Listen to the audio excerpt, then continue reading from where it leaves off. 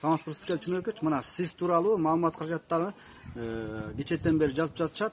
Рыскелдин Момбек жан сакчысы менен таксисти сабап салыптыр деп. Чындап эле ушундай окуя болдубу? Чынтөгүн айтып кое аласызбы?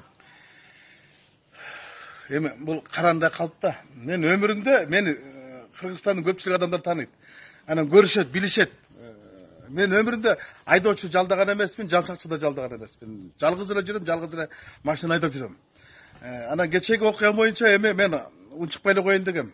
Bir gün kечке чейин күттүм, ички иштер министрлиги иликтеп бүтүптүрбү, ошолор таркатсынчы маалымат, мен таркатпай эле коеюн десем, болбой эле кечке журналисттер чалып атты, кечке чейин эле ар кандай маалыматтар чыгып атты.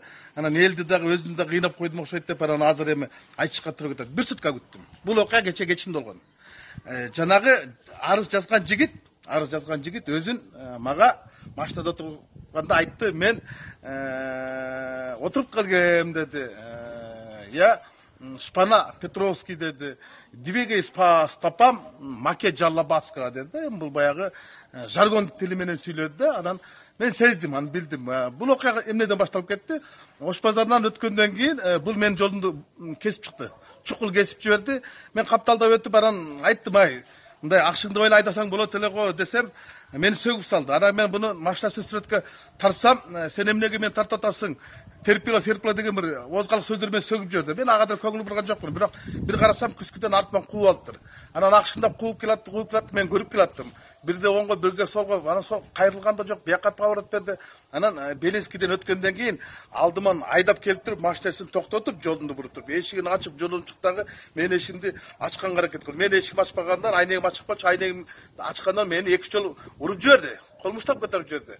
Анан ошо дегенин баары көрдү. Артында турган машинадагы орус киши чыгып, буну алып барып машинасына салса да болбой, кайта жулунуп, агрессивдүү неме болуп, мени машинамды сүрөткө тартып, кайта кетип, анан тоголок болдудан өткөндөн кайра токтотту мени. Анан токтоп барып экөөбүз сүйлөшсөк, ушундай коркутууларды айтып, эми мындай кымбат машина айдасаң эле тигиндейсиң, мындайсың, сен эмне үчүн тартып атасың, сен мени отургузам деп ойлоп атасыңбы?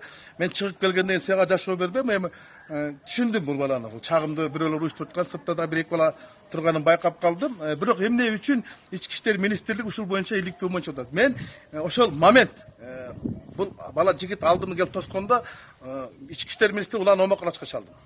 Менде сакталуу. Бир эмес 3 жол чалдым. Ал улан омокунач айтты, Рыскелдин Чыныркыч азыр балдар барат, машинада кетти, жөөдө кетти деди. Мен Араса кендаттын жанына келдим, ал балдар менин жанымда турат, биз бири-бирибиз менен чырдашып калдык. Ички иштер министринин балдары келсин деди. Анан балдар келди дагы, ошол жерден буну алып кетти. Ким сабап салганын билбейм, эгер сабап салсам да ошол сабап салды.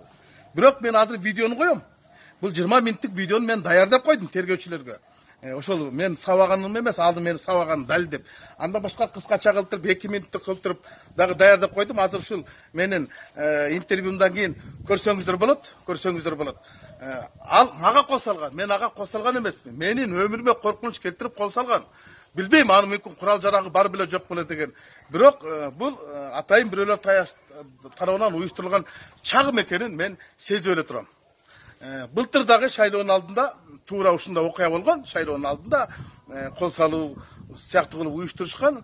Бул деле ошонун уландысы го деп ойлоп турам, анткени шайлоо жайраны башталып калбадыбы. Бирок эмнегедир ички иштер министрлиги 1 суткадан бери маалыматты чыгарбай турат, анткени тасманы тапса эле анан жоопко тартса деле болмок. Ал жерде Демирбанктын, ООНдун, Народный магазини бар, анан Коопшар долбоорунун Белинский чүй көчөлөрүндө камерасы бар. Ошодон деле алса, аны мага кол салганы далилден тастыкталып турат да. Анан эмнеге чейин ушул маалыматты жашырып турса дагы жакшы. Мен машинамда алдында дагы артында дагы видео регистратор бар экен, ошону табып чыгып жарыялаганга мажбур болдум. Азыр силер 2 минуттук тасманы көрүңүздөр дагы, анан кийин менин сөзүмдүн кургак эместигине силер дагы бир ишенип коюңуздар. Рахмат.